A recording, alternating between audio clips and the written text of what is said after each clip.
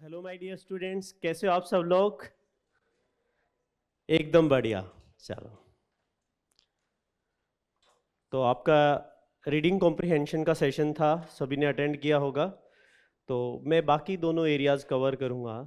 आप में से कितने बच्चे ऐसे हैं जो पहली बार यूपीएससी अपीयर हो रहे होंगे प्रीलिम्स एग्जाम में?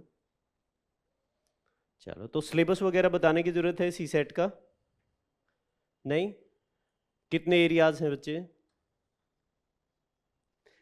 3 एरिया। कौन कौन से? रीडिंग कॉम्प्रिहेंशन, मैथ्स और रीजनिंग। एक डेटा सफिशिएंसी करके भी आता है, ठीक है ना, डेटा पर्याप्तता।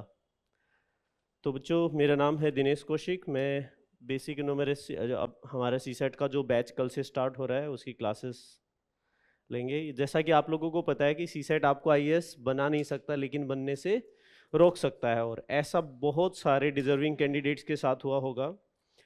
2023 का पेपर तो बहुत ही डिजास्ट्रस था एक तरीके से।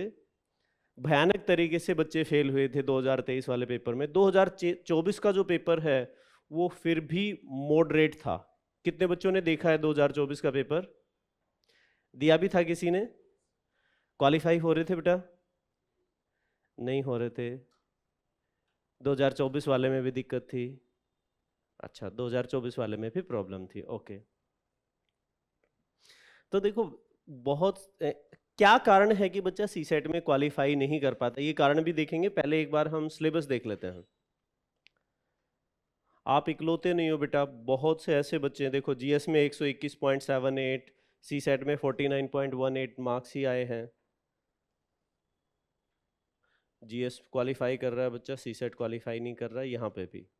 अब सिलेबस जैसा कि बच्चे ने बताया कि बेसिकली हमारे 3 पार्ट हैं, तो उन 3 पार्ट में बेसिक न्यूमरेसी, डेटा इंटरप्रिटेशन और डेटा सफिशिएंसी, इसको हम एक पार्ट मानते हैं।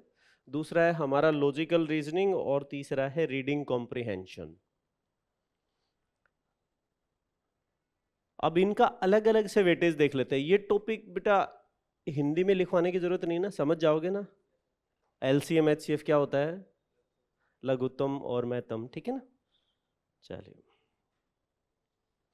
तो अगर हम ईयर वाइज एनालिसिस देखें तो कोविड के बाद से अगर पैटर्न को एनालाइज करें तो 2020 ऑनवर्ड्स आप देखोगे लगभग 50% पेपर जो है बेसिक न्यूमरेसी, डीआई और डीएस से आ रहा है। 41, 36, 41, 41, इस साल 35 क्वेश्चन। और लगभग 1/3 पेपर आपका रीडिंग कॉम्प्रिहेंशन से आ रहा है, 27, 27, 27, 27। थोड़ा सा अभी कंसिस्टेंसी आई है, नहीं तो बीच में बहुत ज्यादा फ्लक्चुएट कर रहा था पेपर। अब ये जो पेपर में फ्लक्चुएशन आती है ना डिफिकल्टी लेवल में, इसी वजह से बच्चे क्वालिफाई नहीं कर पा रहे हैं। अब कुछ बच्चे क्या करेंगे, 2025 में बहुत बच्चे फेल होंगे, मेरे को ऐसा लगता है। क्यों?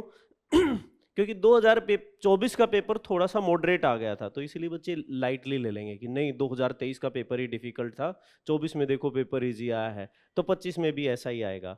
तो बच्चे हम प्रेडिक्ट नहीं कर सकते, ठीक है ना। यूपीएससी में जो यू होता है ना, वो होता है अनप्रेडिक्टेबल, ठीक है ना। हम प्रेडिक्ट नहीं कर सकते कि अगले साल क्या पेपर आएगा। आपको ऑलराउंडर के तौर पे खेलना पड़ेगा, ठीक है ना। फिर लास्ट में कुछ बच्चे बोलते सर मैं बेसिक न्यूमरेसी मैथ्स में थोड़ा सा वीक हूँ, क्या मैं सिर्फ रीडिंग कॉम्प्रिहेंशन के दम पे पेपर निकाल सकता हूँ? कोई बच्चा बोलेगा कि क्या सर मैं सिर्फ रीजनिंग के दम पे पेपर निकाल सकता हूँ? बच्चे उनमें भी कौन सी गारंटी है कि आपकी एक्यूरेसी अच्छी रहेगी? और रीजनिंग में तो क्वेश्चन कितने फ्लक्चुएट हो रहे हैं, यहाँ पे 12 क्वेश्चन आए, इस साल 18 आए। और जो रीजनिंग के क्वेश्चंस भी आ रहे हैं उनके अंदर भी वो गणित वाले क्वेश्चन पूछ रहा है। जैसे कैलेंडर वाले क्वेश्चन में थोड़ी सी कैलकुलेशन बढ़ा दी। 2023 में एक क्वेश्चन आया था कि यदि आज रविवार है तो 10 की पावर 10वां दिन कौन सा होगा। वैसे पूछता 10 दिन बाद कौन सा होगा, 20 दिन बाद कौन सा होगा, तो निकाल सकते हैं। तो वहां पे 10 की पावर 10 को 7 से भाग करके शेषफल निकालना, वो अपने आप में एक नंबर सिस्टम का पार्ट बन गया है, ठीक है ना।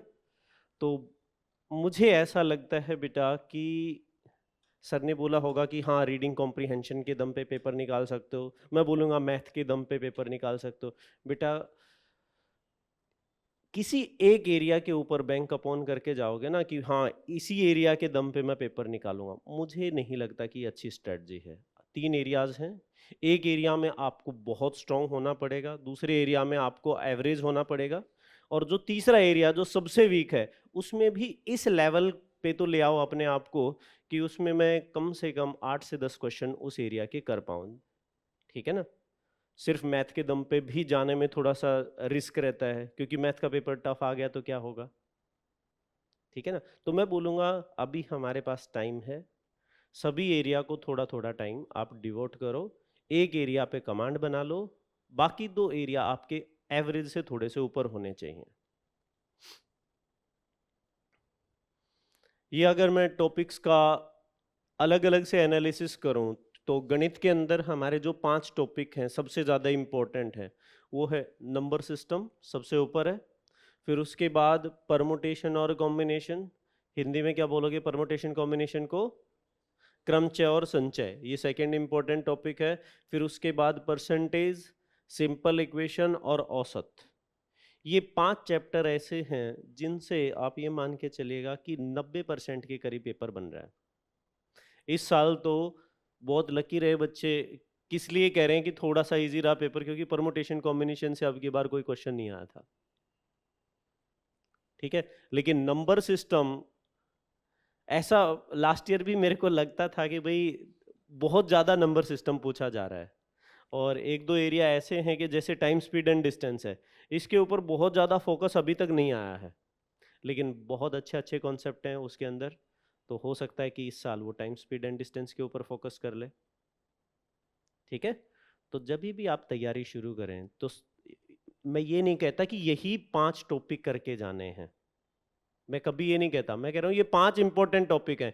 इसका मतलब अगर कोई बच्चा अपनी प्रिपरेशन मान लिया आज से शुरू कर रहा है और वो सेल्फ स्टडी कर रहा है मान लिया बच्चा, तो सबसे पहले क्या काम करेगा, उन 5 टॉपिक को पहले करेगा कवर, उसके बाद फिर टाइम बचेगा तो बाकी एरियाज भी करने हैं। इसका मतलब ये नहीं कि बाकी एरिया करके ही नहीं जाने हैं, ठीक है बच्चे। अब परमुटेशन कॉम्बिनेशन से क्वेश्चन ज्यादा आते हैं लेकिन टॉपिक भी तो डिफिकल्ट हो जाता है, ठीक है। अच्छा, अब रीजनिंग में देख लो आप। रीजनिंग में आपका रैंकिंग एंड कंपैरिजन है एक टॉपिक, सिलोजिज्म है। इस साल 2 साल से सिलोजिज्म से क्वेश्चन नहीं आ रहा, लेकिन इससे पहले काफ़ी भर भर के क्वेश्चंस आ रहे थे। उसके बाद सिटिंग और कॉम्प्लेक्स अरेंजमेंट, पहले बहुत ज़्यादा क्वेश्चन आते थे कॉम्प्लेक्स अरेंजमेंट से, यहाँ पे देखो 11 क्वेश्चन भी आए हुए हैं, 5, लेकिन 2020 के बाद कॉम्प्लेक्स अरेंजमेंट से क्वेश्चन नहीं आ रहे हैं। अब बच्चा इस पैटर्न को देखेगा तो वो बोलेगा कि कॉम्प्लेक्स अरेंजमेंट तो करके ही नहीं जाना, नहीं, हो सकता है इस साल भरमार आ जाए क्वेश्चन की उस टॉपिक से, करके सब कुछ जाना है, ठीक है ना। ये 4 टॉपिक कौन से करूं, 5 टॉपिक है कौन से करूं, ये बातें होती हैं जब कोई बच्चा मार्च के एंड में या अप्रैल में पूछ रहा होता है, क्योंकि उसके पास समय नहीं होता है। अभी आपके पास अच्छा खासा समय है, और मुझे लगता है सीसेट की तैयारी का ये स्टार्ट करने का ये सबसे बेहतरीन समय है, चाहे किसी बच्चे ने पहले कोचिंग ले रखी है, पहले एग्ज़ाम दिया है या नहीं दिया है। इसका रीज़न बताता हूँ बच्चे। मान लिया अभी आप अपनी प्रिपरेशन शुरू करते हो तो आपको लगभग 3 से 3.5 महीने लग जाएंगे सीसेट का सिलेबस कवर करने में, और जब लास्ट का जो समय आएगा, लास्ट के जो 2 महीने आपके पास बचेंगे, 1.5 से 2 महीना, वो आप सिर्फ रिवीजन पे दीजिएगा, ठीक है ना। अब इस दौरान मान लिया आपको किसी एरिया में डिफ़िकल्टी आती है तो आप उसको और टाइम दे सकते हो, फैकल्टी से आप इंटरेक्ट कर सकते हो कि सर इस एरिया में कॉन्फिडेंस नहीं आ रहा, कुछ एक्स्ट्रा क्वेश्चन बता दीजिएगा। एक आपको एक पैटर्न भी समझ में आ जाएगा कि किस टाइप के क्वेश्चंस में आप ज़्यादा कंफर्टेबल हो, किस टाइप के क्वेश्चंस में आपको प्रॉब्लम आती है। लेकिन अगर कोई बच्चा, ज़्यादातर जो सीनियर्स होते हैं ना, वो क्या बोलते हैं कि सी सेट को पेपर के जितना समीप करोगे ना, जितना नज़दीक करोगे, उतना आप फ़ायदे में रहोगे। मुझे तो कोई फ़ायदे में दिखा नहीं बच्चे, ऐसा कोई बच्चा। ये फायदे में वही बच्चे रहते हैं जो पहले सी सेट कर चुके होते हैं और कॉन्फिडेंट हैं, वो सिर्फ लास्ट में ब्रश अप करते हैं, रिवीजन टाइप करते हैं। अब एक तो बच्चे को सी सेट आता नहीं, और ऊपर से उसने शुरू भी कब किया है, मार्च अप्रैल के महीने में शुरू किया है। सोच के देखो, वहाँ पे जब मैं कोई टॉपिक पढ़ा रहा हूँ या आप सेल्फ स्टडी कर रहे हो और आपको वो टॉपिक समझ में नहीं आया, उससे क्वेश्चन नहीं बने, तो उससे जो आपका दिमाग खराब होगा ना, उसका जो प्रेशर वो आपके जीएस को भी इम्पैक्ट करेगा, आपका कॉन्फिडेंस लूज हो जाएगा। अब ये लगेगा कि टाइम है ही नहीं, फिर उस दौरान आप India year book, economic survey, budget, कितनी सारी चीज़ें आपके पास होंगी, तो उस टाइम पे आपके पास एक्स्ट्रा समय होगा ही नहीं सी सेट को देने के लिए, ठीक है। आज मैं एक दो छोटे छोटे टॉपिक्स डिस्कस करूंगा। ये हमारा पूरा सिलेबस है बच्चे, टॉपिक वाइज, ये पीपीटी आपको मिल जाएगी। इस साल का पेपर जो चिल्ला चिल्ला के कह रहे थे, ये ठीक है ना, सबसे इजी पेपर उन्हीं बच्चों को लग रहा था जिन्होंने पेपर नहीं दिया, ठीक है ना। वही कह रहे थे कि देखो हम देते तो इस साल का पेपर तो निकाल लेते। 2023 का पेपर कुछ बच्चों का इतना कॉन्फिडेंस गिरा दिया था उसने कि वो बच्चे 2024 का अटेम्प्ट भी उन्होंने स्किप कर दिया। ये इसके पीछे की स्टोरी तो पता होगी, कि सबको बता रहा था जा जा के कि मेरे को छुट्टी मिल गई है, ठीक है ना। तो वही है कि तुमने एग्जाम नहीं दिया, इसका मतलब ये नहीं कि हर पोस्ट पे बार बार लोग पोस्ट कर रहे थे, छोटी छोटी वीडियो क्लिप्स भी बना रहे थे कि इस साल का पेपर, सी सेट का पेपर, मज़ा आ गया, मज़ा आ गया। तो बेटा बहुत से बच्चों का मज़ा ख़राब भी हुआ है। चलो तो टॉपिक शुरू करते हैं।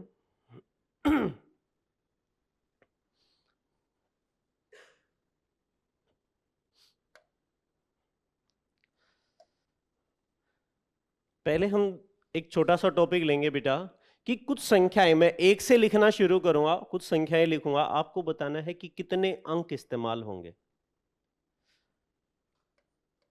n बराबर है 1 2 3 4 5 6 7 8 9 10, मैं 15 तक संख्याएं लिखूंगा।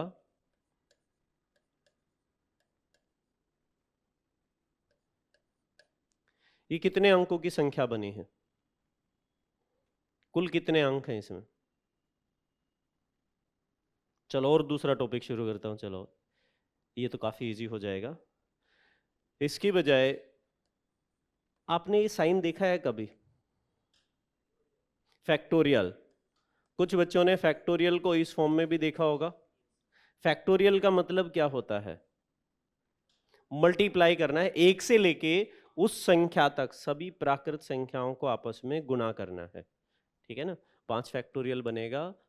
5 उल्टा लिखते हैं जनरली हम, लेकिन आप एक से भी काउंटिंग शुरू कर सकते हो। 1 गुना 2 गुना 3 गुना 4 गुना 5। 10 फैक्टोरियल बनेगा। 1 गुना 2 गुना 3 4 5 6 7 8 9 और 10, ये बनेगा 10 फैक्टोरियल। मुझे ये बताओ इस 10 फैक्टोरियल में 2 कितनी बार कॉमन लिया जा सकता है? 2 की कितनी घात? अगर मैं इन सबको गुणा करूंगा तो 2 की कितनी पावर बनेगी इसके अंदर? क्वेश्चन 3-4 तरीके से पूछा जा सकता है। पहला तरीका है कि 10 फैक्टोरियल में 2 कितनी बार आएगा? कितना? दूसरा तरीका है 10 फैक्टोरियल को 2 की किस अधिकतम घात से भाग किया जा सकता है? बताओ कितने 2 हैं इसमें 10 फैक्टोरियल में? 7। बाकी बच्चे?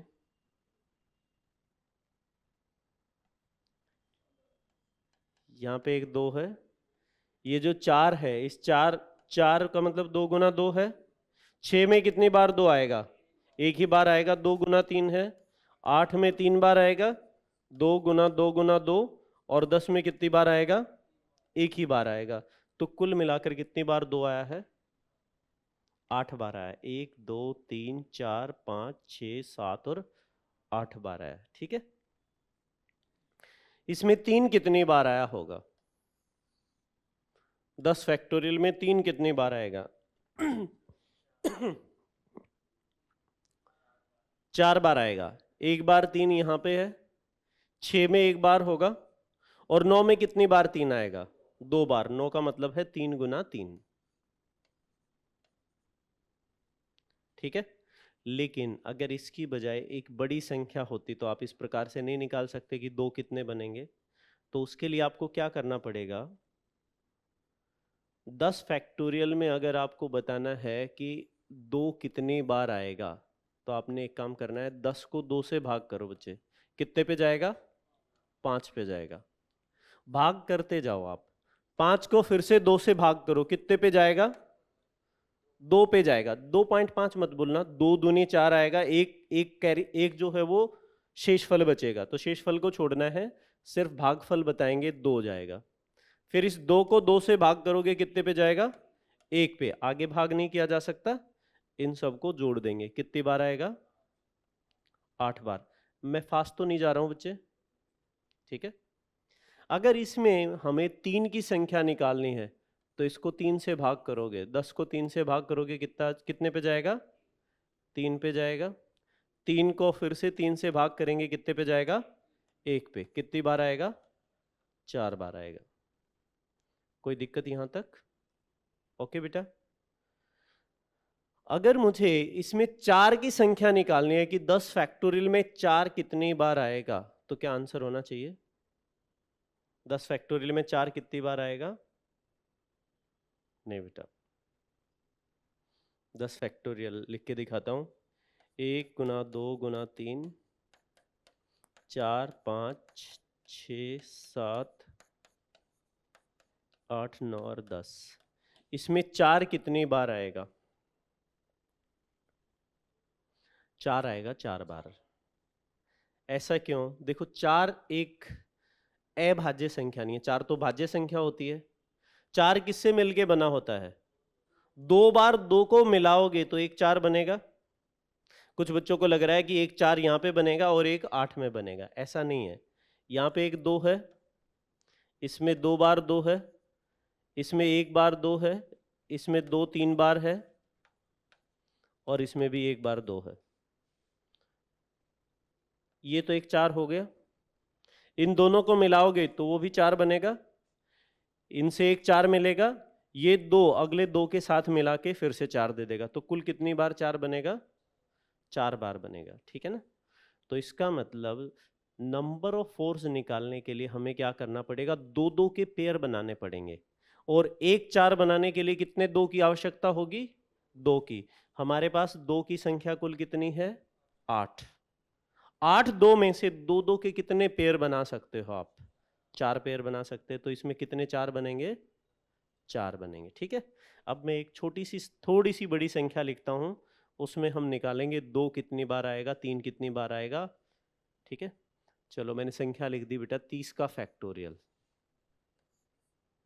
30 फैक्टोरियल में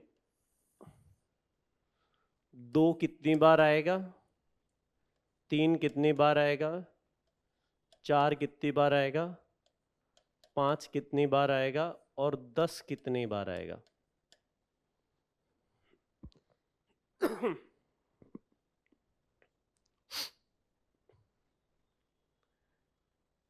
30 फैक्टोरियल में 2 3 4 5 तथा 10 की संख्या ज्ञात कीजिए।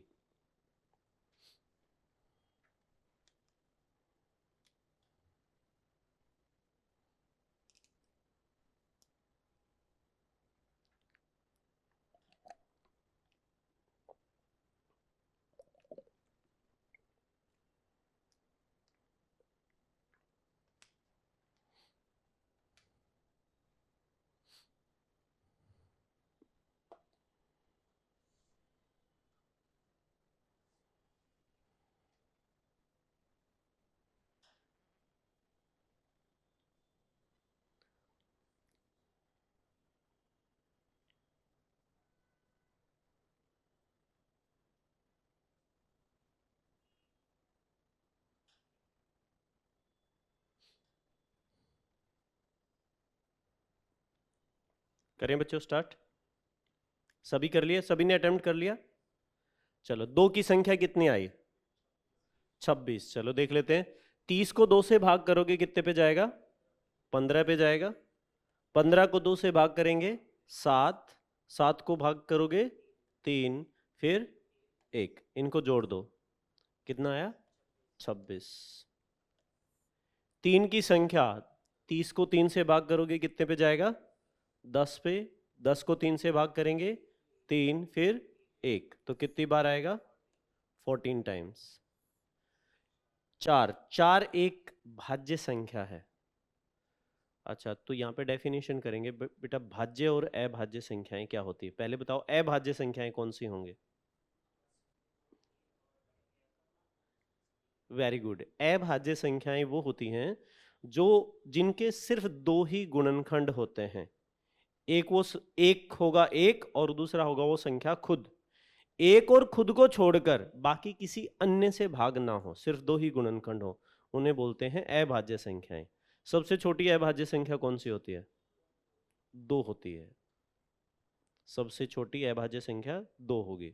और भाज्य संख्या, सबसे छोटी भाज्य संख्या होगी 4, ठीक है ना। 4 के 3 गुणनखंड होते हैं। 4 1 से भाग होगा, 2 से होगा और 4 से होगा।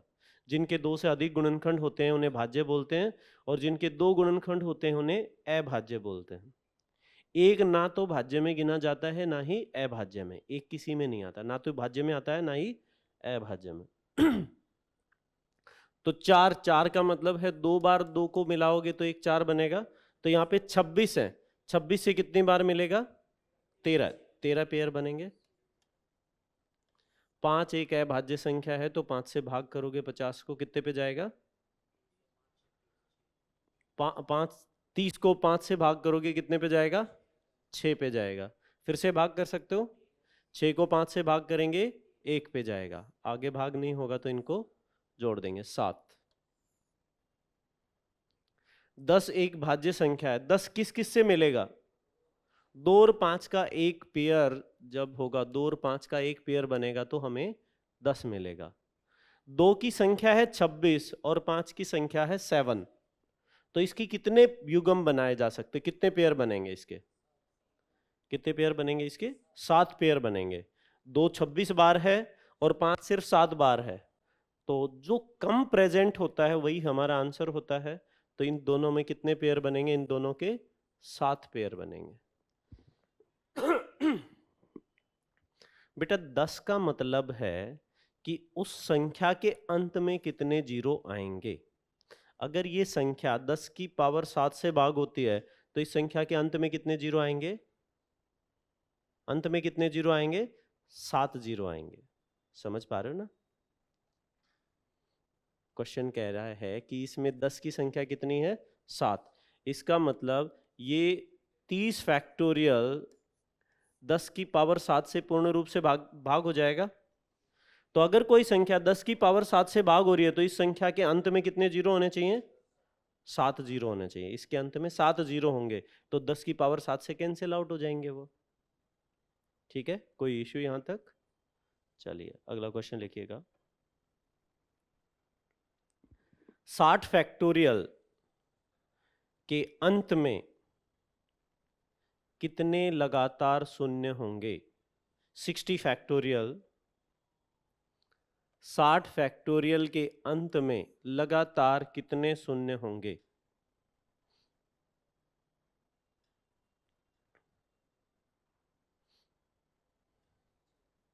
कितने? वेरी गुड, करेक्ट है बेटा। हाँ जी बच्चे, नहीं बताओगे? हुआ नहीं? 60 फैक्टोरियल के अंत में कितने लगातार शून्य होंगे? लगातार शून्य मतलब नंबर ऑफ 10 चाहिए आपको। 10 कितनी बार आएगा, 10 की पावर कितनी होगी, और 10 के लिए आपको क्या चाहिए? 2 और 5 के पेयर चाहिए। इसमें 2 की संख्या कितनी बनेगी? 2 यहां पे आएगा 30, 15, फिर 2 से भाग करेंगे 7, 3 और 1, कितना बना? 56 बना।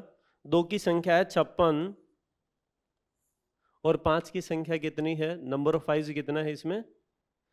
भाग करोगे 60 को तो कितने पे जाएगा?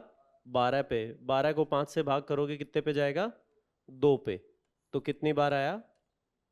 14 टाइम्स आया। तो इसमें नंबर ऑफ 10 कितने आएंगे? दोनों के पेयर कितने पेयर बनेंगे?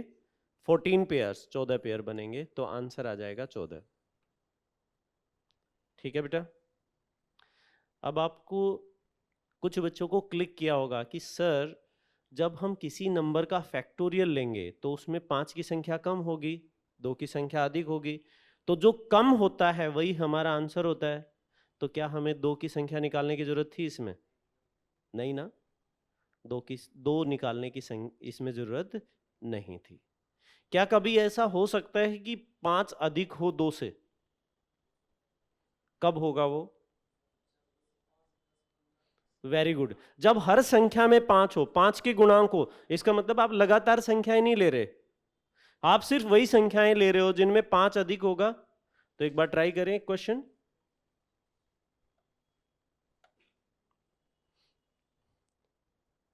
n बराबर है 5 गुना 10 गुना 15 गुना 20 गुना, मान लिया ये है 75 गुना 80। पहले ये बताओ पदों की संख्या कितनी है इसमें? 16 है ना। ये 5 एकम 5 है, ये 5 दूनी है, ये 5 तिया है, तो लास्ट संख्या क्या बनेगी? 5 गुना 16। 5 गुना 16। तो इसमें 5 की संख्या अधिक है, तो इसमें हमें नंबर ऑफ टूज निकालने पड़ेंगे ना। चलो इनमें से कुछ कॉमन ले सकते हो क्या? 5 कॉमन ले सकते हो। 5 एक बार कॉमन आएगा कि हर टर्म में से कॉमन आएगा? हर टर्म में से कॉमन आएगा। कितनी बार कॉमन आएगा? 16 बार आएगा, क्योंकि 16 टर्म है। पहली टर्म है 5 गुना 1, दूसरी टर्म है 5 गुना 2, तीसरी टर्म है 5 गुना 3 और अंतिम टर्म है 5 गुना 16। तो बच्चे ये जो 5 है, इन सभी 5 को आपस में गुणा करोगे तो 5 को कितनी बार गुणा किया आपने? 16 बार गुणा किया है। तो बाहर कितना आ जाएगा? 5 की पावर 16। 5 की पावर 16 कॉमन लेंगे तो यहाँ पे आएगा 1 गुना 2 गुना 3 गुना, इस प्रकार से जाएगा। और कहाँ तक जाना है? 16 तक। तो क्या मैं कह दूं 5 की पावर 16 गुना 16 का फैक्टोरियल। ठीक है, तो यहाँ पे आपको चेक करना है। गारंटी नहीं है कि इसमें 5 अधिक आएगा कि 2 अधिक आएगा, क्या अधिक आएगा वो एक बार चेक करते हैं। चलो इसमें नंबर ऑफ टूज निकालते हैं। 5 की पावर 16 गुना 16 फैक्टोरियल, इसमें नंबर ऑफ टूज निकालते हैं। नंबर ऑफ टू इसमें तो नहीं है, ये तो सारे 5 5 हैं। इसको 16 को 2 से भाग करो, कितने पे जाएगा? 8 पे जाएगा। फिर 4, फिर 2, फिर 1। 2 की संख्या कितनी बनी? 15 बनी। 5 की संख्या इस 16 में कितनी बार आएगा? 16 को 5 से भाग करोगे कितनी बार, कितने पे जाएगा? 3 पे जाएगा। और यहाँ पे कितनी बार 16 अलग, कितनी बार 5 अलग से है? 16 बार अलग से है। तो 5 की संख्या कितनी बनी? 19। तो इसमें 5 की संख्या अधिक, 2 की संख्या कम। तो इसमें कितने 10 बनेंगे? पेयर कितने बनाओगे आप इसमें? 15 बनेंगे कि 19 बनेंगे? इसमें 15 बनेंगे। जो कम प्रेजेंट होता है, जो कम मात्रा में उपस्थित होता है, वो डिसाइडिंग फैक्टर होता है। तो यहाँ पे आ जाएगा 15। ठीक है बच्चों, कोई इशू यहाँ तक? ओके।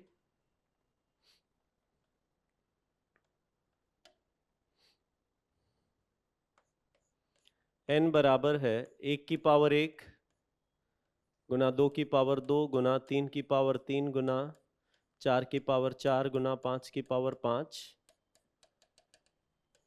गुना 29 की पावर 29 गुना 30 की पावर 30 के अंत में शून्यों की संख्या ज्ञात कीजिए। इसके एंड में कितने लगातार जीरो आएंगे, यानी कि टेंस निकालने हैं। ट्राई करें एक बार। n बराबर है 1 की पावर 1 गुना 2 की पावर 2 गुना 3 की पावर 3। इस प्रकार से 30 की पावर 30 तक लिखना है। इसके अंत में लगातार कितने शून्य आएंगे, नंबर ऑफ कॉन्जिक्यूटिव जीरोस बताने हैं। क्या ये किसी का फैक्टोरियल बना है? क्या ये किसी का फैक्टोरियल है क्या? बताओ भाई।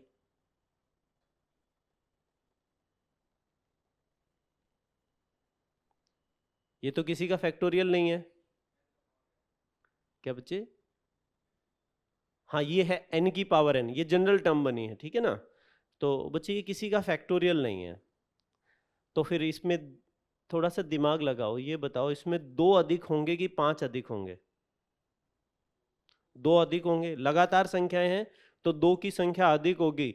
तो हमें कौन सा निकालना चाहिए इसमें? 2 निकालें कि 5 निकालें? 5 निकालें, क्योंकि 5 कम मात्रा में प्रेजेंट होगा। तो सिर्फ वो टर्म बताओ जिनके अंदर 5 है। 5 किस किस में मिलेगा? 5 की पावर 5 में मिलेगा, फिर 10 की पावर 10 में मिलेगा, 15 की पावर 15 में मिलेगा, फिर 20 की पावर 20 में मिलेगा, फिर 25 की पावर 25 में मिलेगा और आखिरी बार 30 की पावर 30 में मिलेगा। ठीक है, ये बाकी टर्म हमारे काम की नहीं है क्योंकि उनमें 5 है ही नहीं। नंबर ऑफ टूज तो अधिक बार मिलेगा क्योंकि कंटिन्यूअस टर्म्स हैं, लगातार हैं। इस 5 में 5 कितनी बार है? एक बार है। तो इसी के 5 बार लोगे तो इसमें 5 की संख्या कितनी आएगी? कितने आएंगे इसमें? 5 5 बार आएगा। 5 में एक 5 होता है, उसकी पावर 5 लोगे तो कुल कितने 5 मिलेंगे इसमें? 5। 10 में कितने 5 होते हैं? 10 में तो एक ही होता है ना बेटा, 10 में एक ही होता है, 5 गुना 2 होता है। तो 10 में कितना होगा? 10 में एक बार होता है और उसकी पावर 10 लोगे तो कितने बनेंगे? 10 बार बनेगा। Very good. लिखो और बताओ टोटल कितनी बार 5 मिलेंगे इसमें? नंबर ऑफ 5, जितने नंबर ऑफ 5 होंगे उतने ही नंबर ऑफ 0 होंगे।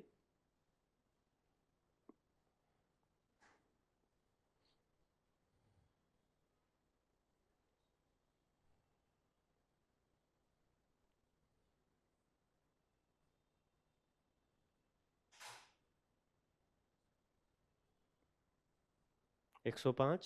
ओके, आपके कैलकुलेशन बहुत तेज हैं बच्चे। आपने बिना लिखे कर दिया इसको सॉल्व? कैसे ऐड किया? 10 में एक 5 है। 10 हो गया। Very good. ठीक। हाँ जी बच्चे, आप कुछ कहना चाह रहे? 1 मिनट। Very good. हाँ, फिर आपने इनको जोड़ा कैसे? ऐड वैसे ऐड किया या मैन्युअली कैलकुलेट कर लिया? मैन्युअली। ओके। आपने एक छोटी सी गलती करी बेटा इसके अंदर। 15 में कितनी बार आएगा? 15 बार। 15 की पावर 15 में 15 बार। 20 में एक बार 5 आता है, उसकी पावर 20 लोगे तो कितनी बार आएगा? 20 बार। 25 में कितनी बार 5 आता है? 25 में 2 बार आता है। हर 25 में 25 में 2 बार आएगा, और ये 25 की पावर 25 है तो इसमें कितनी बार आएगा? 25 बार आएगा कि 50 बार आएगा? इसमें 50 बार आएगा। और इसके अंदर कितनी बार आएगा? 30 में कितनी बार होता है 5? एक बार होता है। 30 में एक बार होता है, 5 गुना 6 होता है, तो इसमें पावर 30 लोगे तो कितनी बार मिलेगा? 30 बार। आप इनको जोड़ेंगे, 5 और 10 15 और 15 30, 30 और 20 50 और 50 100 और 30 130। इसमें 5 की संख्या 130 है, 2 की संख्या तो बहुत अधिक होगी। ठीक है बच्चे, कोई इशू यहां तक? तो हमारा आंसर बनेगा 130। इसके अंदर शून्यों की संख्या कितनी होगी? 130। अगर इनको गुणा करेंगे तो लास्ट में 130 जीरो आएंगे। कोई इशू यहां तक? अब एक क्वेश्चन इसी साल के पेपर से, 2024 के पेपर से, देखते हैं कि अभी जो पढ़ाया है आप उसको अप्लाई कर पा रहे हो कि नहीं कर पा रहे।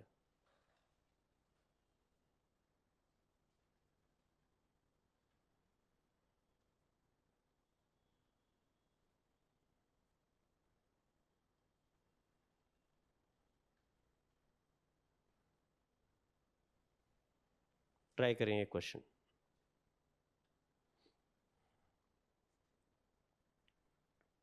दो 2024 का क्वेश्चन पेपर है ये। 1 की पावर 2 गुना 2 की पावर 4 गुना 3 की पावर 6 गुना 25 की पावर 50 तक जाना है। से प्राप्त पूर्णांक के अंत में कितने क्रमागत शून्य हैं?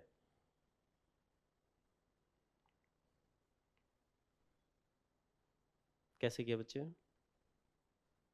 पहले कर रखा है आपने? हाँ जी।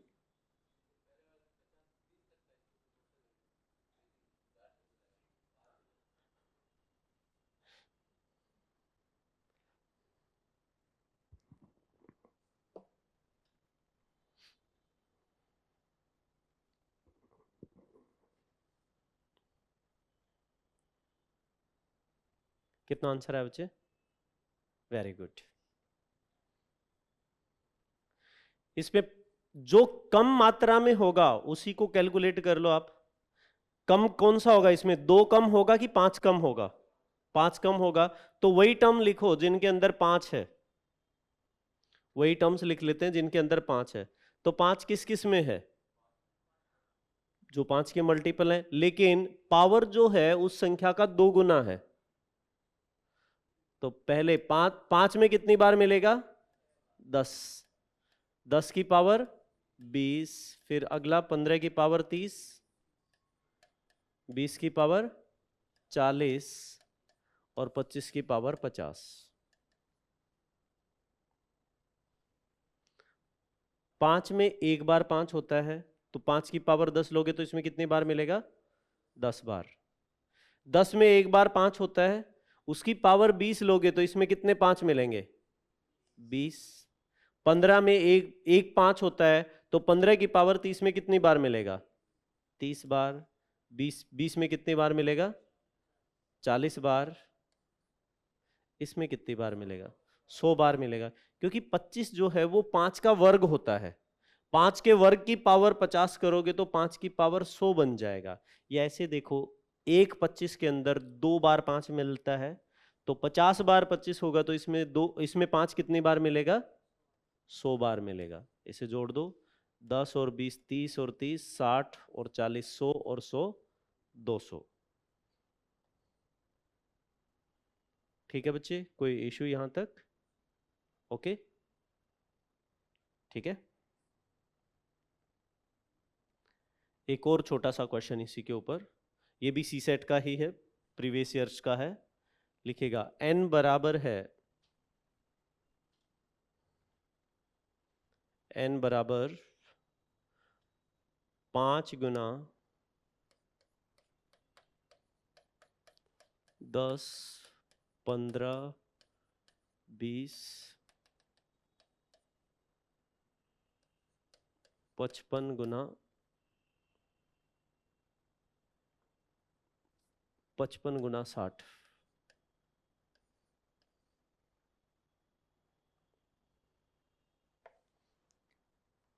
संख्या के अंत में क्रमागत कितने शून्य होंगे? संख्या के अंत में क्रमागत कितने शून्य होंगे? कितने कंजिक्यूटिव जीरो होंगे इसके एंड में? क्रमागत शून्यों की संख्या।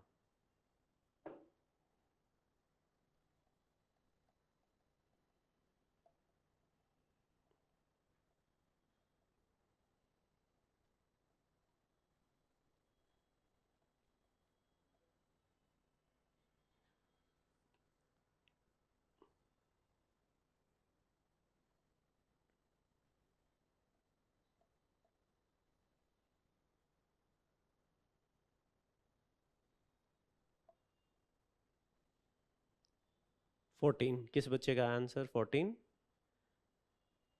गलत है बेटा, 14।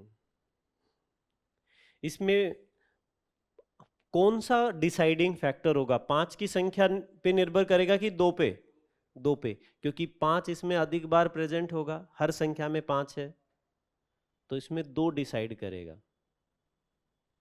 अगर कंफ्यूजन हो तो दोनों निकाल लो आप। 5 तो हर संख्या के अंदर है। कुल कितने टर्म्स हैं ये?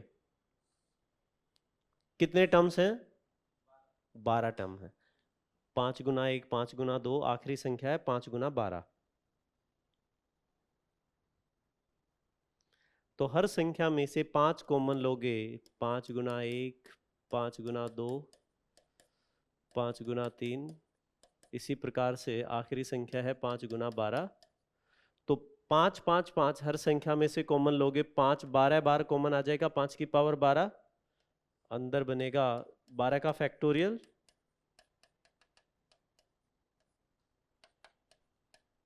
5 की पावर 12 गुना 12 का फैक्टोरियल। इसमें 2 की संख्या निकालो और 5 की संख्या निकालो। 2 तो सिर्फ इसी के अंदर मिलेगा। 12 को 2 से भाग करोगे कितने पे जाएगा? 6 पे। 6 को 2 से भाग करोगे 3 पे जाएगा। 3 को 6 से भाग करेंगे 1 पे। तो इसमें 2 की संख्या कितनी है? 10 है। और 5, 12 में कितने बार 5 मिलेगा? 2 बार मिलेगा, और 12 बार बाहर है, तो 14 टाइम्स हो गया है। 5 की संख्या इसमें 14 है और 2 की संख्या 10 है, तो कितने पेयर बनेंगे इसमें? 10 बनेंगे। ठीक है ना? अब इस टाइप के क्वेश्चन यूपीएससी पूछ चुका है, तो अब की बार इसी के अंदर थोड़ा सा मॉडिफिकेशन करा कि क्या पूछा जा सकता है। वो बोलेगा ये एक संख्या है, इनको गुणा किया राइट हैंड साइड से, ठीक है ना, राइट हैंड साइड से कौन से स्थान पे पहला गैर शून्य अंक आएगा? राइट हैंड साइड पे कौन से स्थान पे पहला गैर शून्य अंक आएगा? तो ये देखो बेटा, इसके अंत में कितने जीरो आएंगे? 10 जीरो आएंगे। तो लास्ट के 10 तो जीरो है, तो 10 के बाद जो 11वें स्थान पे आएगा वो क्या मिलेगा आपको? वो गैर शून्यांक मिलेगा। तो पहला गैर शून्यांक कौन से स्थान पे आएगा? 11वें स्थान पे। अगर किसी संख्या के अंत में 3 जीरो हैं, लगातार 3 जीरो हैं, तो चौथा अंक गैर शून्य होगा। अगर किसी के अंत में 50 शून्य है तो 51वां अंक गैर शून्य होगा। कोई इश्यू यहां तक? ठीक है, चलिए इरेज कर दूं। अब और थोड़ा सा बेसिक पूछते हैं। ये हालांकि हमने पिछले बैच में भी कराया था मैंने बच्चों को, तो इस साल एग्जाम के अंदर क्वेश्चन ही आ गया था। थोड़ा सा उसका कॉन्सेप्ट डिस्कस कर देता हूं मैं। बताओ 1 से लेके 100 तक, 1 से लेके 100 तक की गिनती में अंक 5 कितनी बार इस्तेमाल होता है? 1 से 100 तक की गिनती में अंक 5 का इस्तेमाल कितनी बार होगा? 20 बार। पक्का?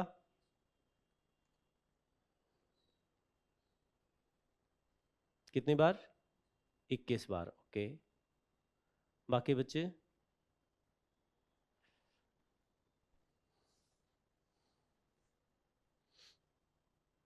5 5 में मिलेगा 15, 25, 35, 45, 50, 51, 52, 53, 54, 55, 56, 57, 58,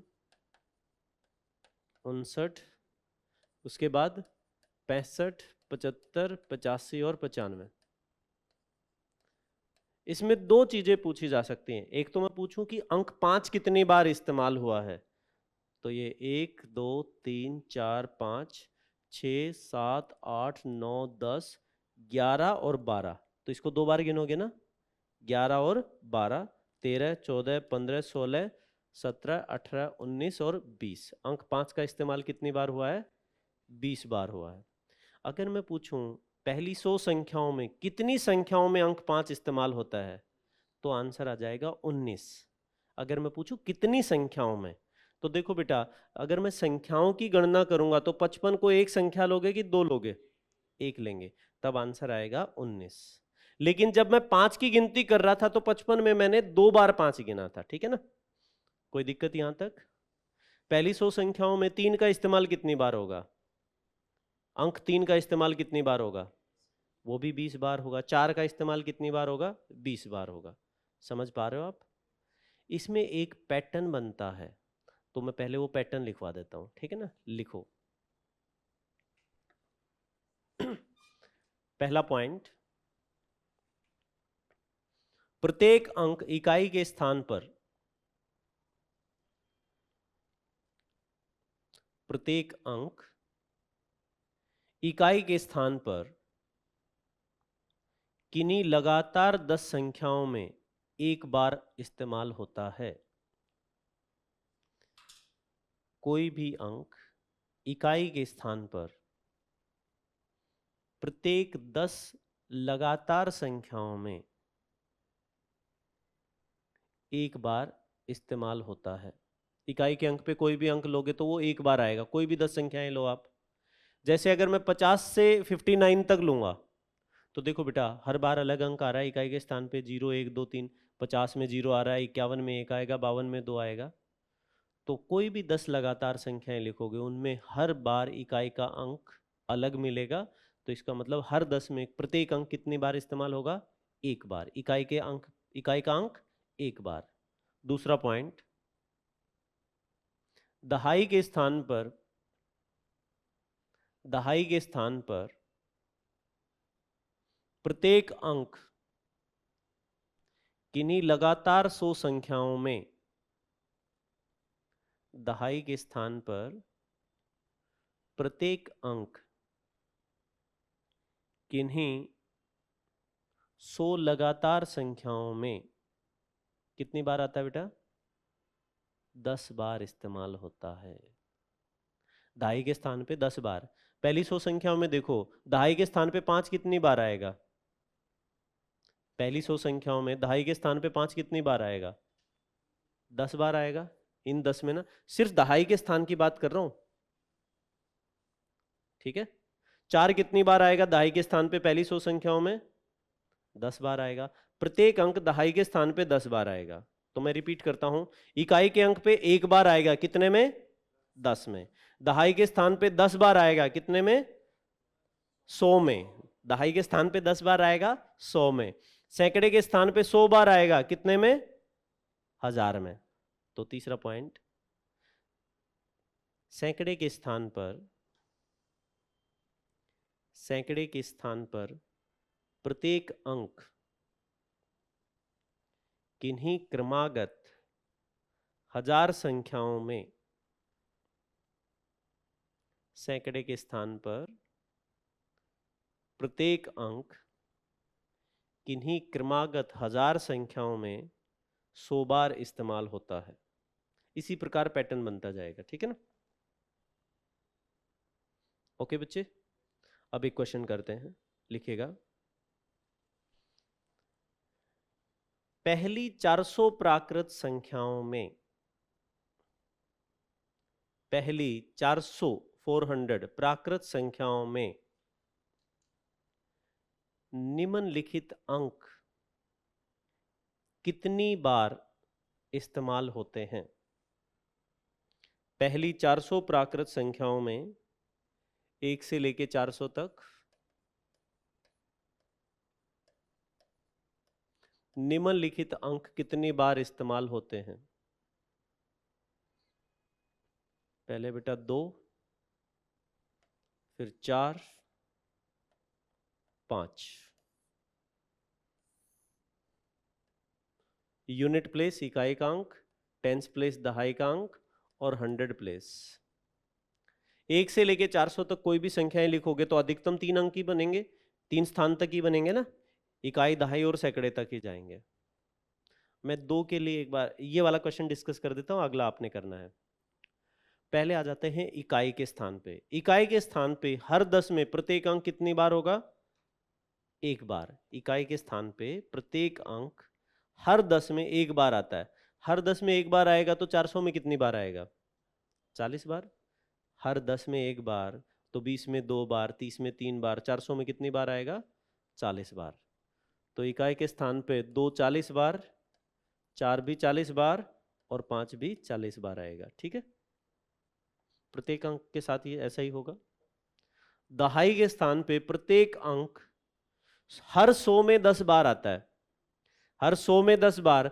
तो क्या ये 100 के सेट बनेंगे इसमें? यस, इसमें 100 के कितने सेट बनेंगे? 4 सेट बनेंगे। हर सेट में 10 बार आ रहा है तो 4 सेट में कितनी बार आएगा? 40 बार। प्रत्येक अंक यहां पे 40 बार होगा।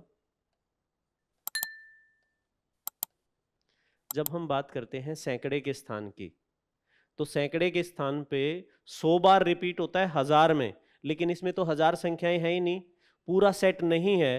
तो इसका मतलब हमें सैकड़े के स्थान को अलग अलग से देखना पड़ेगा, ठीक है। क्या सैकड़े के स्थान पे कभी 2 आ पाएगा?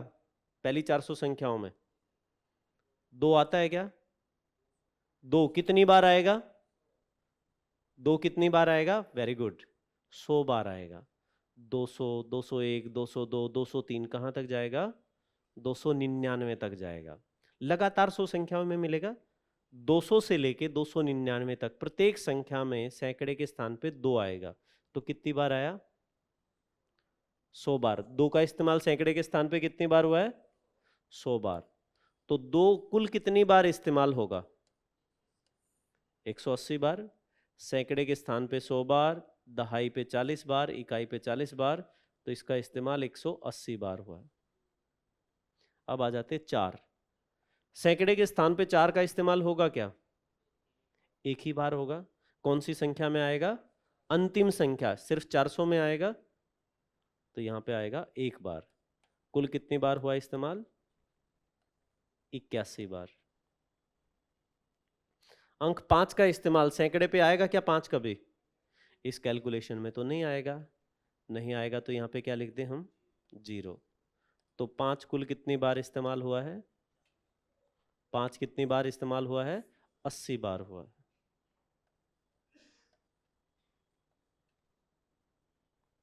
ठीक है बच्चे, ओके। चलो अब कुछ और पूछूंगा मैं इसी से रिलेटेड, आपने इसी टेबल में से ही बता देना है। 3 कितनी बार आएगा? 3 कितनी बार टोटल? 3 कितनी बार आएगा? 180 बार। आपने सिर्फ सैकड़े के स्थान को देखना है। सैकड़े के स्थान पे या तो बिल्कुल नहीं आएगा, या एक बार आएगा, या 100 बार आएगा, इसके अलावा और कोई केस नहीं बनेगा। तो 3 सैकड़े के स्थान पे 100 बार आएगा, तो आंसर कितना बनेगा? 180। 9 कितनी बार आएगा? 80 बार। 9 सैकड़े के स्थान पे नहीं आएगा, तो कुल कितनी बार आएगा? 80 बार आएगा। कोई इशू यहां तक? ठीक है। दिक्कत तब आती है जब हम एक से शुरू नहीं करते, या ये पूरा का पूरा साइकिल कंप्लीट नहीं करते, तब प्रॉब्लम आती है। ठीक है ना। अब मैं चाहूंगा कि थोड़ी सी प्रॉब्लम क्लास में ही हो जाए पेपर से पहले। लिखें क्वेश्चन।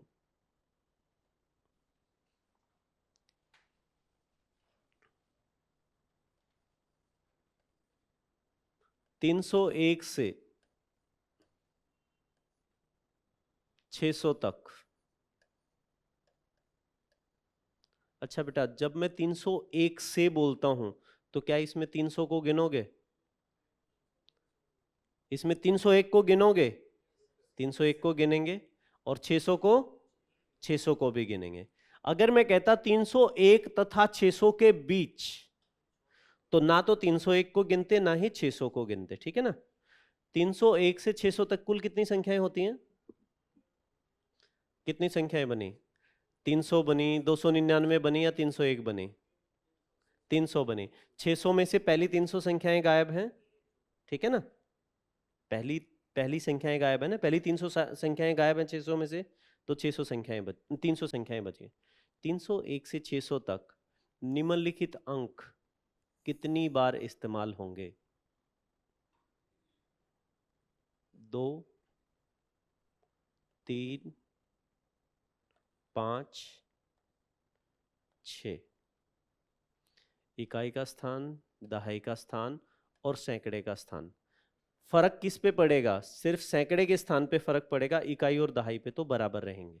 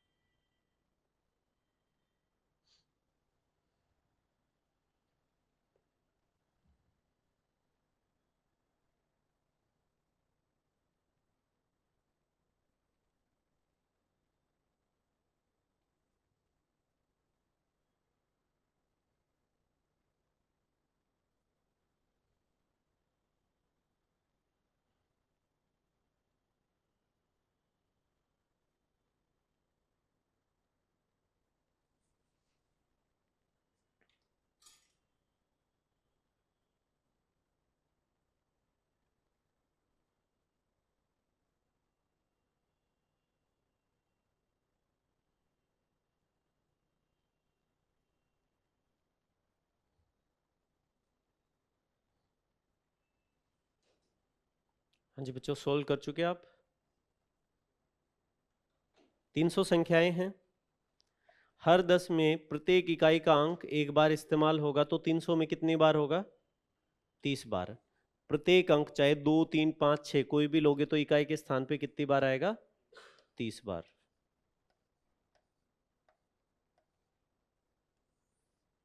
अब आ जाओ टेंस प्लेस पे।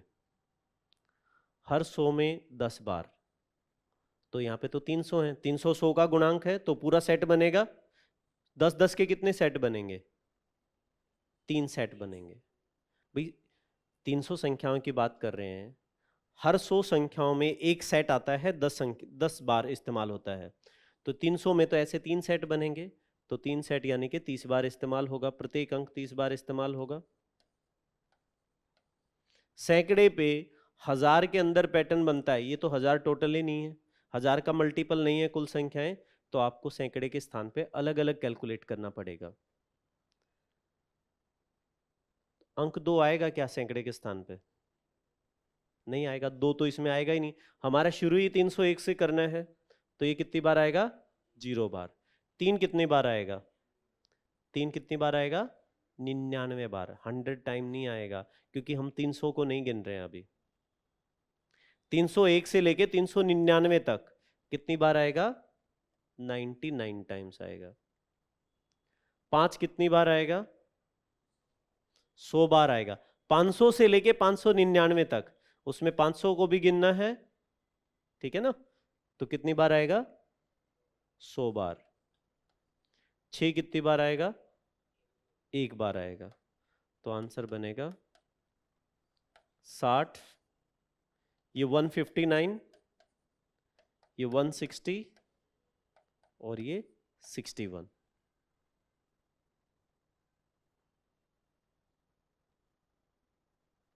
ठीक है,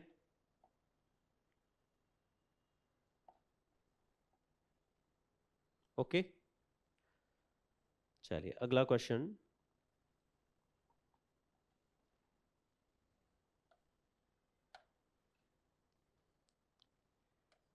एक से 370 तक निम्नलिखित अंक कितनी बार इस्तेमाल होंगे? 1 से 370 तक निम्नलिखित अंक कितनी बार इस्तेमाल होंगे? 2, 3, 5, 7। इकाई, दहाई और सैकड़ा। 1 से 370 तक निम्नलिखित अंक कितनी बार इस्तेमाल होंगे?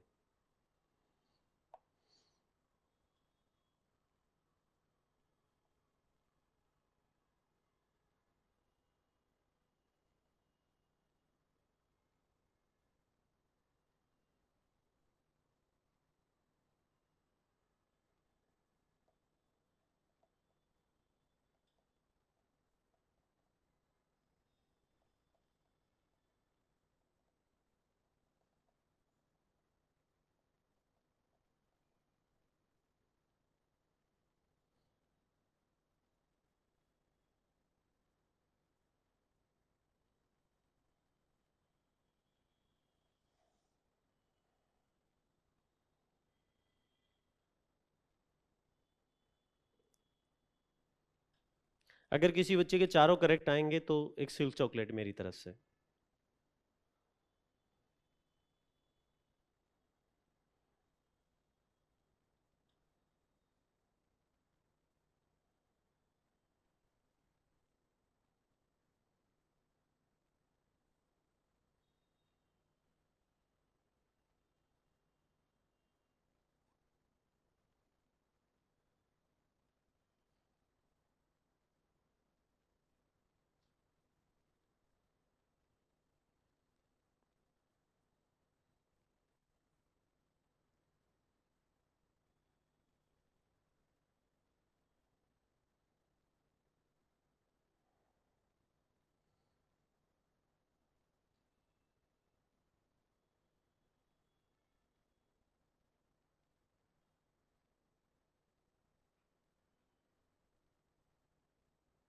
स्टार्ट करें। पहले आ जाते हैं इकाई के स्थान पे। इकाई के स्थान का जो पैटर्न बनता है वो हर 10 में एक बार बनता है। क्या इसमें 10-10 के पूरे सेट बनेंगे? 10-10 के सेट बनेंगे ना, तो इसका मतलब इकाई के स्थान पे तो पैटर्न फॉलो होगा। हर 10 में एक बार, तो 370 में कितने सेट बनेंगे 10-10 के? 37 सेट बनेंगे। 37 पूरे सेट बनेंगे, तो प्रत्येक अंक 37 बार आएगा इकाई के स्थान पे, 37 बार। अब आ जाते हैं टेंस प्लेस पे। टेंस प्लेस पे पैटर्न बनता है 100 में। क्या ये 100 का गुणांक है? 100 का गुणांक है ये? नहीं है, 100 का गुणांक नहीं है। तो इसका मतलब यहां पे भी आपको दिमाग लगाना पड़ेगा। हर 100 में कितनी बार आता है? 10 बार आता है। तो 370 में कितनी बार आएगा? 37 बार। ऐसा कोई जरूरी नहीं है, क्योंकि पूरा सेट नहीं बना ना, पूरा सेट नहीं बना। तो देखो बेटा, 370 में हम पहले पहले 300 का हिसाब कर लें। हर 100 में 10 बार, तो 300 में कितनी बार? 30 बार। बाकी कितनी संख्याएं और बची हैं आपके पास? 70 और बची हैं। उस 70 में दो का पूरा पैटर्न आएगा ना, 2 का पूरा पैटर्न बनेगा ना इसमें। बेटा मैंने इसके 2 पार्ट कर दिए, 1 से 300 और फिर 301 से लेके 370 तक। इन संख्याओं में 2 कितनी बार आएगा? 30 बार आएगा। और इनमें कितनी बार आएगा? 7 बार नहीं बेटा, 10 बार आएगा। 320 से लेके 329 तक पूरा 10 बार आएगा ना। ये 300 संख्याएं हैं और ये 70 संख्याएं हैं। ये 70 संख्याएं भले ही हों, लेकिन इनमें 2 तो सारे ही आ जाएंगे ना, 320, 321, 322, 329 तक 2 तो सभी इस्तेमाल हो जाएंगे। इसमें 2 कितनी बार आएगा? 30 बार। और इसमें कितनी बार आएगा? इसमें 10 बार आएगा। ठीक है ना। तो कितनी बार आया? कितनी बार आया? 40 बार। बोलो हाँ के ना। ठीक है, पहले सबका सैकड़े का स्थान ही, ये टेंस प्लेस ही निकाल लेते हैं। अब आ जाते हैं 3 पे। 3 पहले 300 में 3 कितनी बार आएगा? 30 बार आएगा। अब 301 से लेके 370 तक दहाई के स्थान पे 3 आएगा क्या? 301 से 370 तक दहाई के स्थान पे 3 आएगा? आएगा। कितनी बार आएगा? 10 बार आएगा। 330 से लेके 339 तक, 330, 331, 3 वाली तो पूरी सीरीज आएगी। 30 बार इसमें, और इसमें कितनी बार? 10 बार।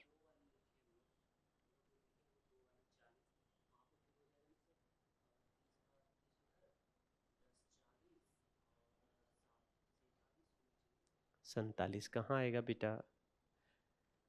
पहले 300 में कितनी बार आया? 2। पहले 300 में कितनी बार आया? 30 बार। हम सिर्फ दहाई के स्थान की बात कर रहे हैं। दहाई के स्थान पे अब 301 से लेके 370 तक 2 वाली पूरी सीरीज आएगी। कौन सी? 320, 321, 329 तक जाएगी। 2 वाली पूरी सीरीज आएगी। अब मैं 370 से 400 भी जाऊंगा तो भी 2 तो जो आने थे इस सीरीज में वो आ चुके हैं। ठीक है ना। 3 वाली सीरीज पूरी आ जाएगी इसके अंदर, 10 बार आएगी, और इसमें 30 बार। तो कितनी बार आ गया? 40 बार। 30 और 10 40 बार। अब आ जाते 5 पे। इनमें 30 बार आएगा। इन 70 में 5 इस्तेमाल होगा क्या? होगा। कितनी बार? 10 बार होगा। तो कितनी बार हो गया? 40 बार। ठीक है। अब आ जाते हैं 7 पे आते हैं। 7 इन 300 में कितनी बार आएगा? 30 बार। और इन 70 में कितनी बार आएगा? इन 70 में कितनी बार आएगा? 1 बार आएगा। सिर्फ 370 में आएगा। दहाई के स्थान पे 301 से 370 तक, इसमें दहाई के स्थान पे 7 कितनी बार आएगा? सिर्फ 1 बार आएगा। किस में आएगा? 370 में आएगा। समझ पा रहे हो?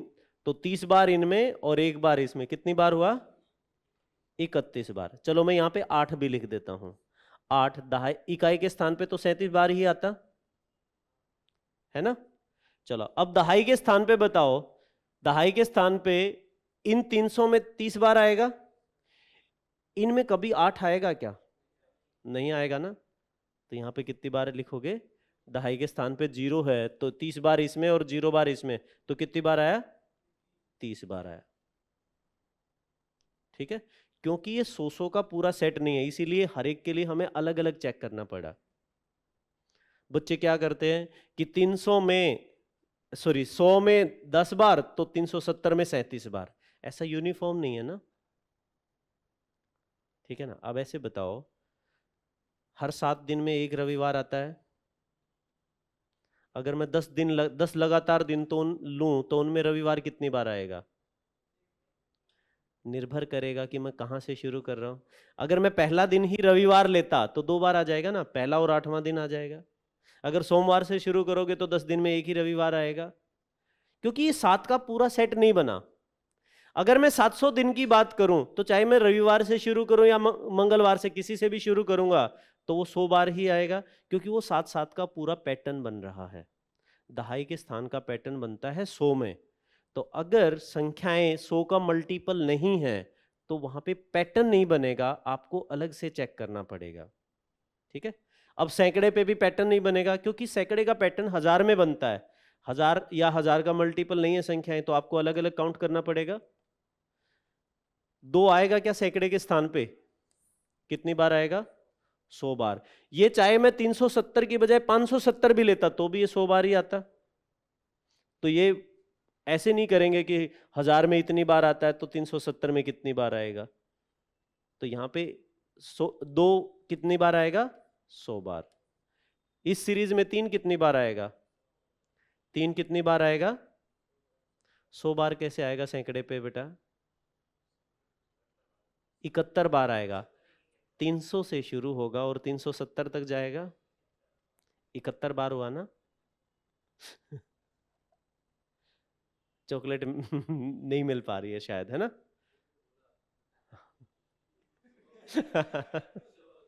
देखो बेटा, मैंने तो कोशिश की थी, ठीक है ना? ये तो थोड़ा सा दिमाग लगा, थोड़ा तो चेंज करूंगा ना मैं, ठीक है ना? तो सैकड़े के स्थान पे देखो आप, कितनी बार बनेगा? 3। 300 से शुरू होगा और 370 तक कितनी संख्याएं हैं? 71 बार इस्तेमाल होगा। 5 कितनी बार? इस सीरीज में 5 तो सैकड़े के स्थान पे नहीं आएगा, 7 भी नहीं आएगा, 8 भी नहीं आएगा। कोई इशू यहां तक? ठीक है बच्चों, चलो। तो इसी खुशी के मौके पे इस साल का एक क्वेश्चन कर लेते हैं, ठीक है ना? इरेज कर दूं? किसी को कुछ पूछना है इसमें?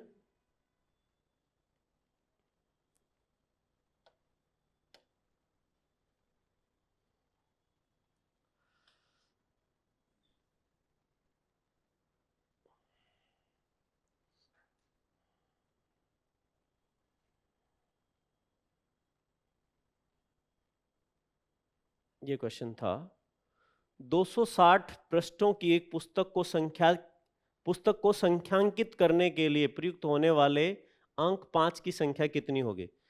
क्वेश्चन समझ पा रहे हो? एक 260 पृष्ठों की पुस्तक है, उस पर आपने पृष्ठ संख्या लिखनी है, तो 1 से लेके 260 तक लिखोगे। उसमें 5 कितनी बार इस्तेमाल होगा? 1 से 260 तक की गिनती में अंक 5 कितनी बार इस्तेमाल होगा?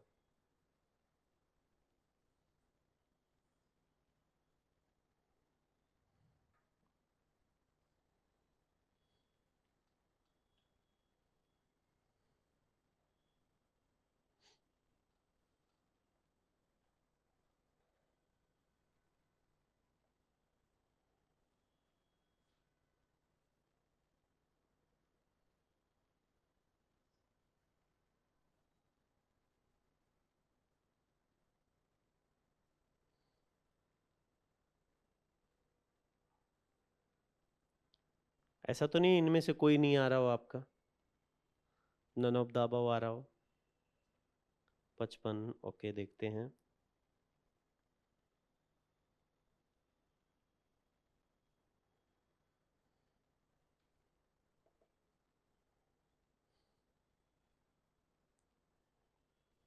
Answer 55, okay.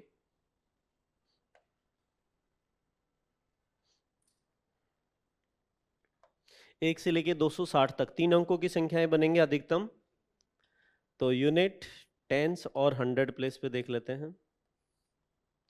इकाई के स्थान पे हर 10 में एक बार, तो 260 10 का मल्टीपल है, तो पैटर्न बनेगा। हर 10 में एक बार, तो 260 में कितनी बार? 26 बार। दहाई के स्थान पे हर 100 में 10 बार आता है, तो ये पैटर्न तो पूरा नहीं बन रहा। 100 के कितने सेट बन रहे हैं? 2 सेट तो बन रहे हैं। तो इसको मैं ब्रेक कर लेता हूं, 1 से लेके 200 तक, और फिर 201 से लेके 260 तक। ये 200 संख्याएं हैं और ये 60 संख्याएं हैं। हम कौन से अंक की बात कर रहे हैं? 5 की बात कर रहे हैं बेटा। 5 इस 200 में कितनी बार आएगा? 20 बार आएगा। ये जो 60 संख्याएं बनी हैं 201 से 260 तक, इनमें 5 आएगा कि नहीं आएगा? आएगा। कितनी बार आएगा 5? इनमें कितनी बार आएगा 201 से लेके 260 तक? दहाई के स्थान पे, दहाई के स्थान पे। इकाई वाला तो हम काउंट कर चुके हैं, 10 बार आएगा ना। 250 से लेके 259 तक कितनी बार आया? 10 बार। 20 बार इनमें, 10 बार इनमें, तो कितनी बार इस्तेमाल हुआ? 30 बार। सैकड़े के स्थान पे आएगा क्या? नहीं आएगा। तो कुल कितनी बार आया? 56 बार आया। That is the answer. कहाँ गलती की आपने? 55 कैसे आया?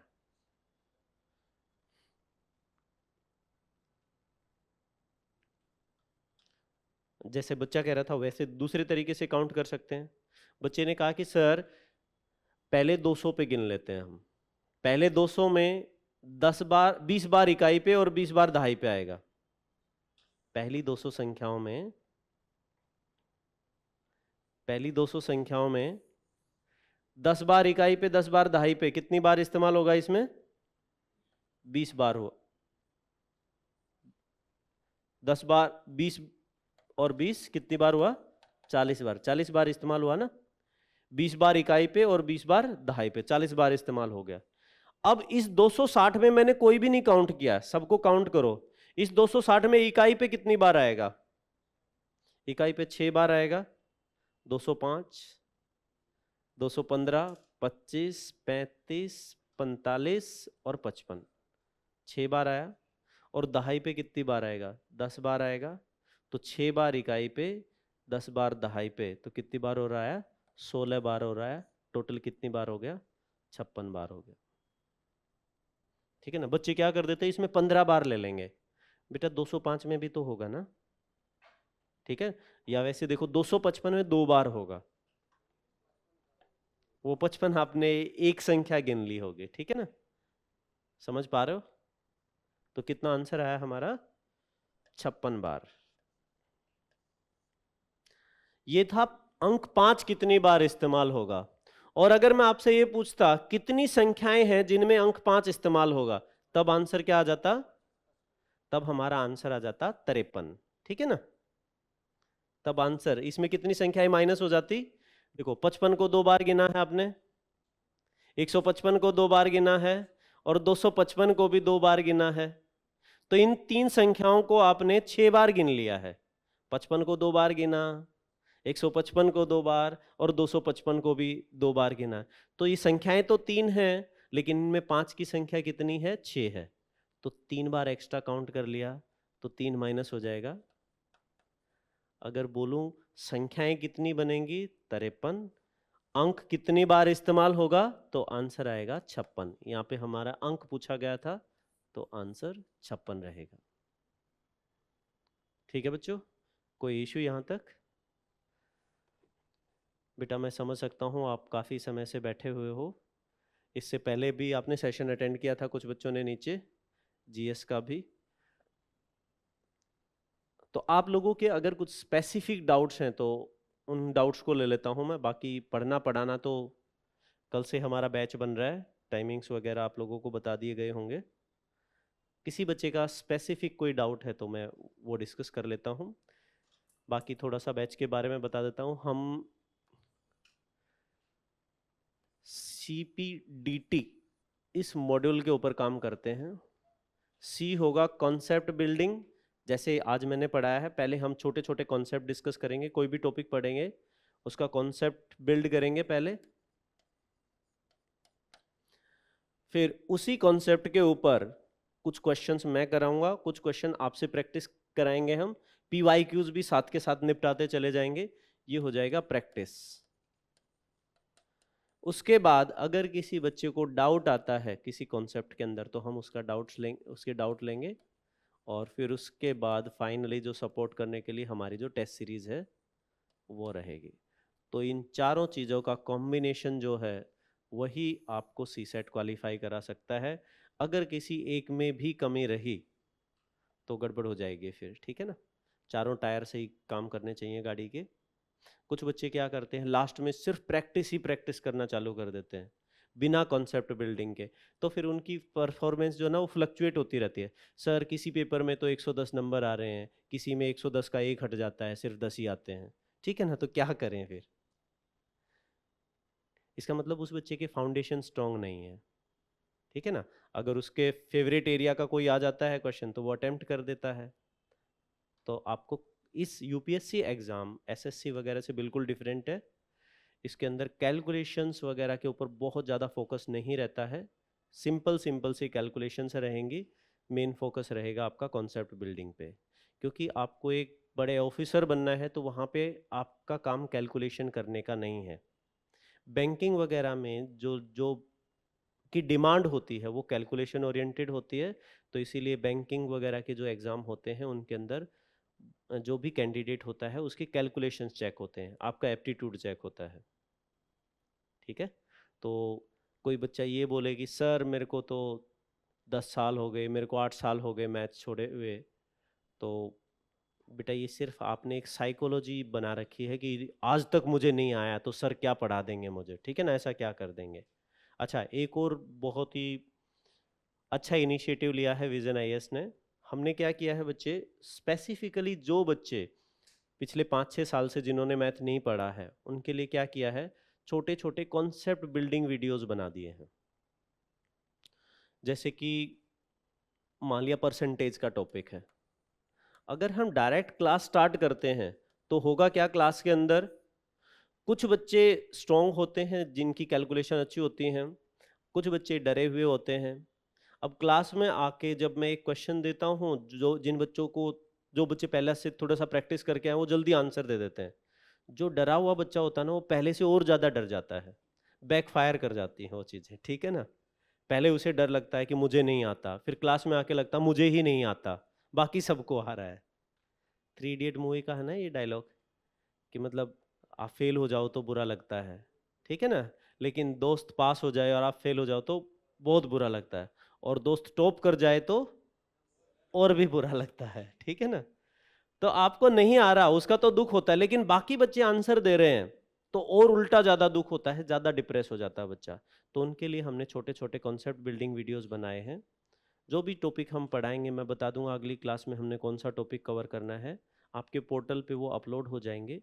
तो वो एनसीईआरटी लेवल के क्वेश्चंस होंगे उनके अंदर, ज़्यादा बड़े वीडियो नहीं होंगे, टॉपिक पे निर्भर करेगा बच्चे, किसी का आधे घंटे का वीडियो है, एक बार उसको देख के आ जाना है। स्पेसिफिकली वो बच्चे जो ह्यूमैनिटी बैकग्राउंड के हैं या जिनको मैथ्स में दिक्कत है, पहले से थोड़ा सा उसको देख के आ जाएंगे, सिर्फ वो आधे घंटे का वीडियो। तो क्लास के अंदर आप बाकी बच्चों के साथ compete कर पाओगे, एक थोड़ा सा कॉन्फिडेंस आपका बिल्ड हो जाएगा, ठीक है बच्चे। ओके, चलो तो मिलते हैं कल फिर क्लास में। ओके, जय हिंद।